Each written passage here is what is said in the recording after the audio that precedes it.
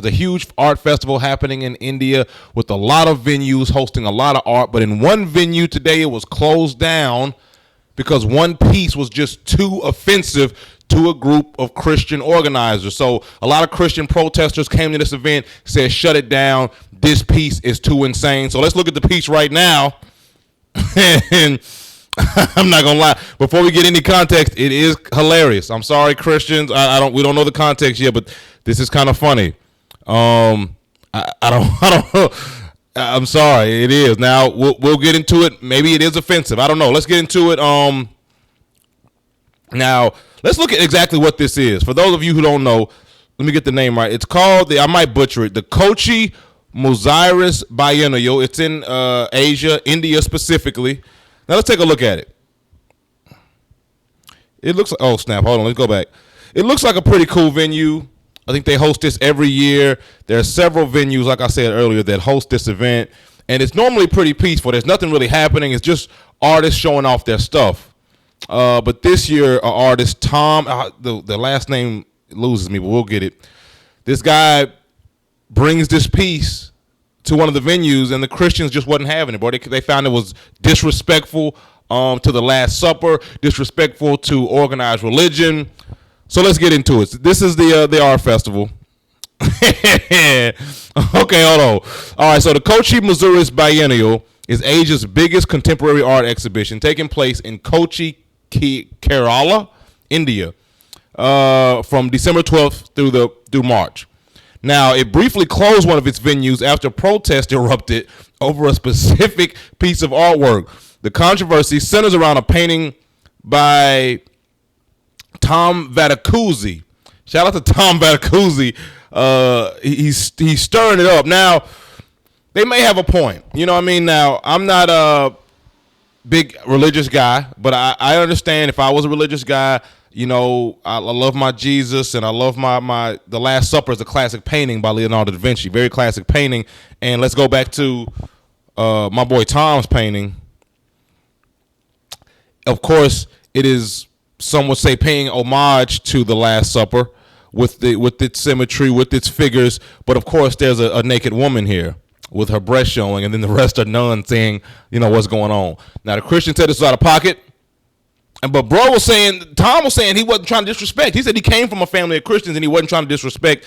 I want to get to exactly what, let's see what the Christian said about this. What would make a Christian get out of bed and say, we're not letting people look at this art? You know what I mean? What would make them do that? Some would say not much. Now they say the artwork distorts and disrespects the sacred Christian symbol of the Last Supper. Okay. They say the central figure, hold on, I'm going to pull it back on the screen. I want to pull it back. All right. They say the central figure's placement and depiction they see it as deeply as offensive and hurtful to the believer's sentiments. Displaying such a piece in public, government support. Oh, it's a government-supported piece.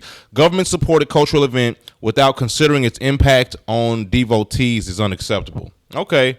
Although I don't agree with them so far, the fact that this was painted with government funds does do something different.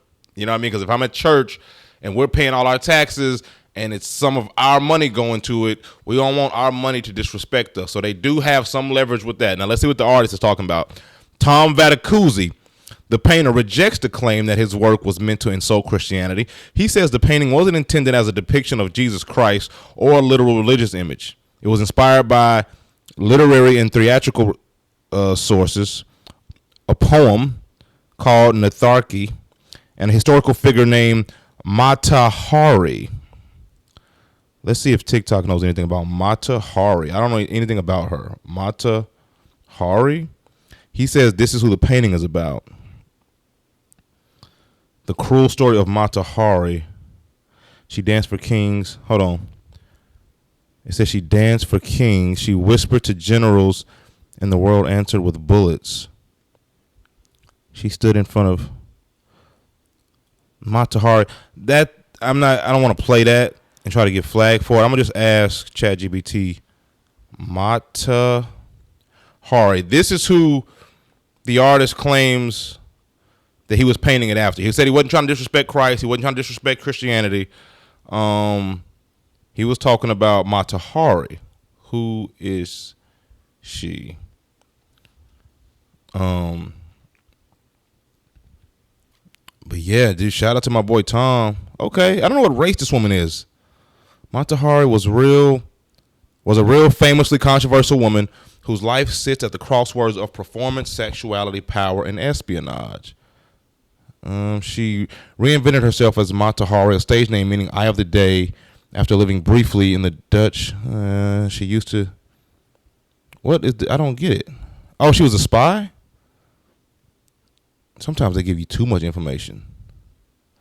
Modern scholarship, Mata Hari was not an effective spy. Why artists keep returning to her. The danger of male power structure, juggling female bodies, performances. Let me just see. Why was she important? I don't get it. Why was that? Maybe it's kind of a rude question, but I don't get it. All right. Mata Hari was important because she became a symbol. She showed how a woman could reinvent herself and gain power through performance and intelligence. She exposed how female sexuality terrified political and military institutions. Well, now we're cooking. Okay, so my man Tom painted this, and now religious institutions are upset. Now they're saying it's a mockery and it's disgraceful. He's saying that this is not a mockery. He's not trying to disgrace Christianity. Instead, he's trying to show the empowerment of a woman here. And according to the research here, Mata Hari was a symbol of feminine sexuality that also threatened the norms of institutions. So maybe my man's onto something, and maybe the religious folks being mad is part of the art as well. It says she became famous. She became a famous example of how society scapegoat outsiders in moments of fear. Her execution showed how easily myth can replace evidence, especially when gender and morality are involved. Okay, man. So, of course, I tend to lean on the side of the artist. Do I think he was trolling? I mean, I don't know. I mean, I think to a degree, all art is a little bit of a troll. You know what I mean? Like, you're trying to get some attention to a degree. You know what I mean? Now, having breast on a Last Supper remix, I honestly think that's fire. You know what I mean? I also want to know who's the guards behind her. It seems like there's a rifle in his hand. What's he up to? You know what I mean? Is he mad? Is that his girl, perhaps? You know what I mean? Maybe he thinks these nuns are lesbians, dare I say. Maybe he's thinking, wow, these women looking at my girl, pointing and praying over my girl with her breast out. I don't see women eat with their breast out often. I see babies eat with a woman's breast out, but they're eating breasts. You know what I mean? So I'm not sure. I do get why a church would be mad at this. You know what I mean? But I think they got to hear him out. I think they got to see the story. And fam, just because you're a Christian does not mean you own Da Vinci's Last Supper painting, bro. No one put you in charge of defending that, respectfully. You know what I mean? I want to show as much respect to religion as we can. I think there are positives that came out of religion. A lot of people in my generation do not think that. Well, a lot of us are losing our religion, and I respect that too, and I am part of that. But, you know, I don't think you own the Last Supper. Like, so we can't paint Last Supper remixes now? We can't pay homage to that painting because you don't like breasts? What about the niggas who like breasts? Or what about the women who think that that's empowering? You know what I mean? And maybe the nuns are thinking, oh, wait, like if you look at them praying, maybe or like they're looking real serious. Maybe some of the nuns are thinking, I wish I didn't have to wear this shit. You know what I mean? Respectfully. You know, a lot of Christians will say that the Muslims, women in all that garb is like, oh, that's horrible. That's sexist. They can't. But the nuns in the same gear. Let's be honest. So maybe to me it's giving like freedom. And the nuns may be scared to I want to show, maybe they don't want to show their whole breast with nipples. Maybe they want to show a little cleavage. Maybe they don't want to be a virgin anymore. You know what I mean? Maybe they, and I'm not trying to, maybe not now, they probably going to protest me. I don't want to get protested. I'm just saying maybe my boy Tom was on to something. So as a verdict, I say, bro, shout out to Tom. I lean on the side of the artist on this one. I get the religious guys, the religious people. And if you say maybe, I'm sorry, you can't say, so what if I paint somebody dying on a cross? They can say, whoa, that's disrespectful to Jesus. Bro, you don't own the cross. You don't own Jesus. And let's be honest, everybody in the Lord's Supper was white, and that's not historically accurate anyway. So what are we talking about? A fucking fantasy picture?